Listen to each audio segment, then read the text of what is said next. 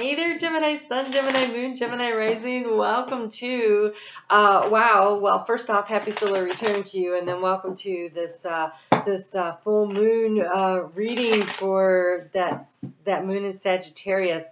You guys, wow, honestly, I mean, look at that energy. It's called Wunjo. It's about joy. It is about excitement. It's about happiness. It's like carnival, right? It is time to have some fun and open yourself up to opportunities. You have completed the integration process of the North Node that was going through Taurus. That was your integration time, and as it moves into Aries within the next month or so, you're definitely going to be finding things really opening up for you. So this full moon that we are having is on June, January. It's on June 3rd or 4th, depending on where you are in the world. I do want to encourage you to check out on Facebook where I really got into the astrology of it, but I will tell you that this full moon was seated as a new moon during a solar eclipse while the North Node was in your sign. That was December 4th of 2021. And so here it is.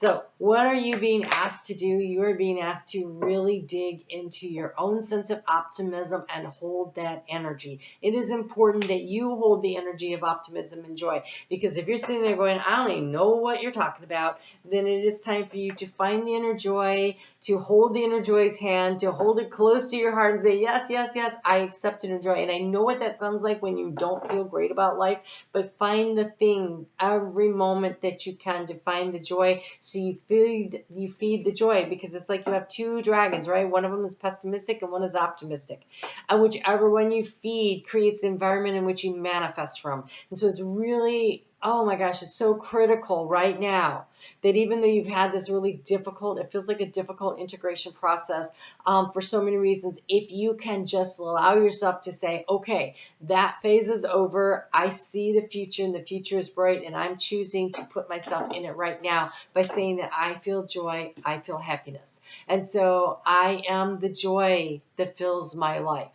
I am the joy that fills my life. I am is a statement that opens up, that's the key that unlocks, that creates and manifests for yourself. So I am the joy that fills my life. Start with that. Allow that to happen for you, because I can see that there's been a bit of a struggle as I look at these cards.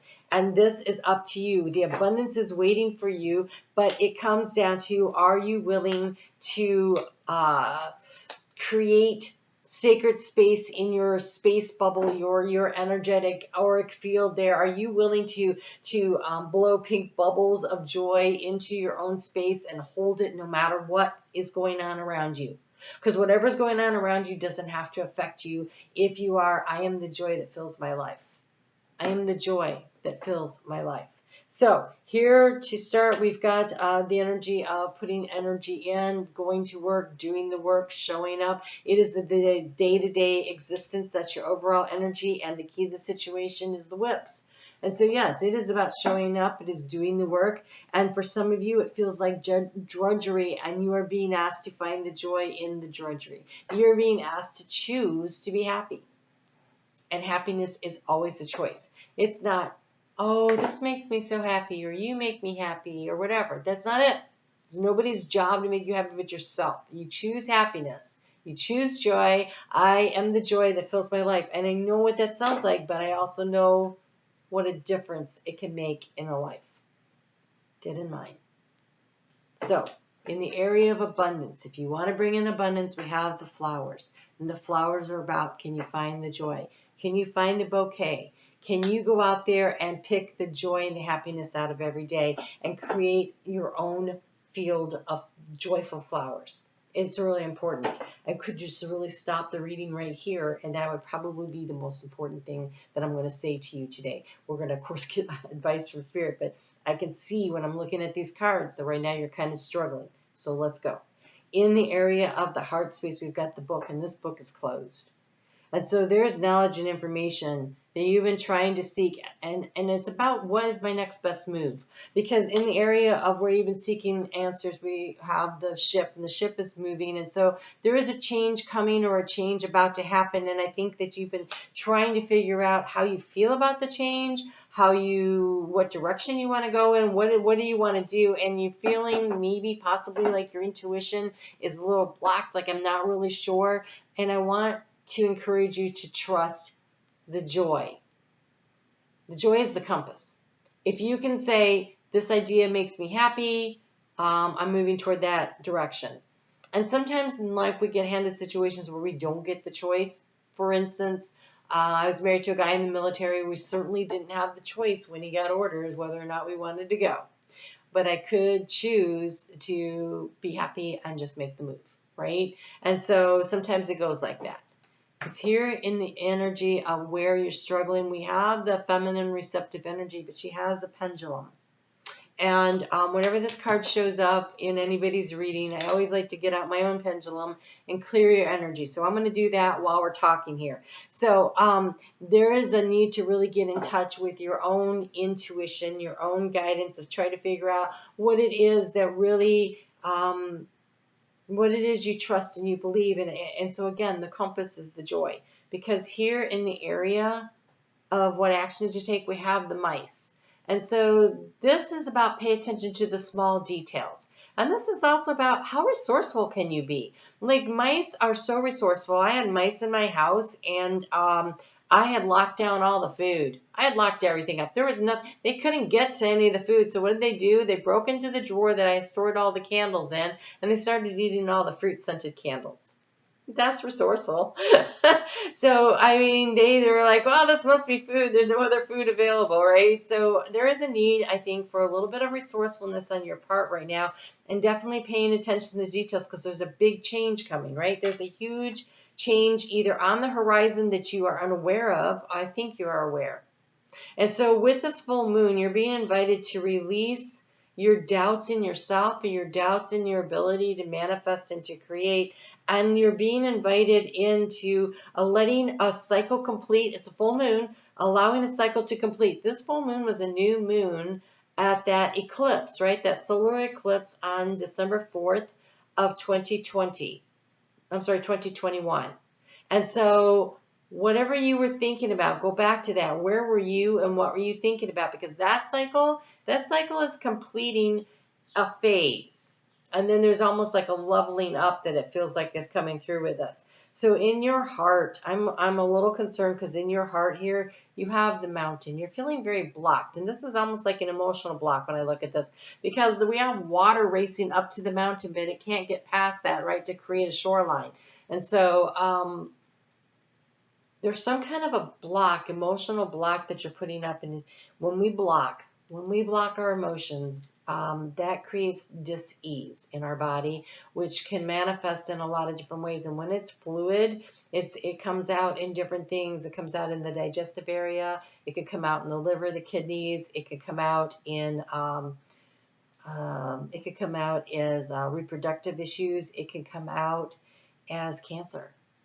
And so it becomes really important that we don't block the emotional flow of energy, that we allow, sometimes it comes out as things around hormonal fluctuations, because again, it's a balance of fluids that comes into play there. And so like diabetes and stuff like that. So to try to keep your body in stasis, in balance, it's important that we never block up the emotional energy. And so sometimes we have to write it down. We write ourselves notes.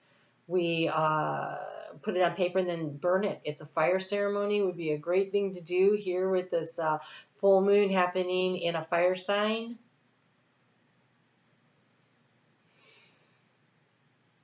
Wow, that is really ripping. Okay, so you are safe and protected. What do you anchor into? We have the tower. The tower in Lenormand, though, is the protection. It is the being safe. It is being protected. It is being guarded. And so you are a lot more, there's a lot more safety for you than you are currently recognizing. Can we integrate that, please? So you have the divine masculine and the divine feminine here. So there's a need to bring things into balance. Be open to receiving, I think, the help from others. It's almost as though you think like you have to do everything yourself. But if you could open yourself up to receive from others and to accept the opportunities for joy that come in, I think that you really get to this place where you feel safe and protected. All right, and can we please ground that energy? Okay, so Gemini, I keep getting this from you guys when I do your readings lately. It's almost as though this energy of holding your breath. And so take a nice big deep inhale in through the nose, hold it for a count of 4, and then a nice slow exhale. Inhale through the nose and exhale. Inhale through the nose and exhale. I think there's something that bringing yourself back to the breath, because you're an air sign, filling up those lungs is going to be really important to helping you navigate some of this energy. You have expand your consciousness and that you need rest. And so part of this could be meditation also. Wow, you have the card of manifestation. So Star Maiden says rest and expand your consciousness. Aditi. I think that taking time to connect in with your intuition through resting. Look, here in the area of transformation, I missed this card. We have the rider, but this is the slow-moving rider. And so this is not about racing ahead to get to where it is you're going. This is about taking things nice and slow. But you have the card of manifestation. You have this card of being safe and protected. And it really comes down to, can you pick your bouquet of joy? Can you use joy as your compass?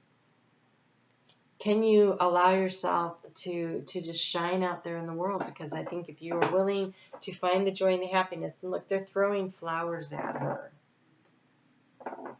right? The flowers of joy and happiness here in the card, in the area of resources. So manifestation, your insight is limitless. Trust that your vision is true. Right? Where you've been struggling with your intuition, they're saying trust your intuition. Trust that little voice in your head.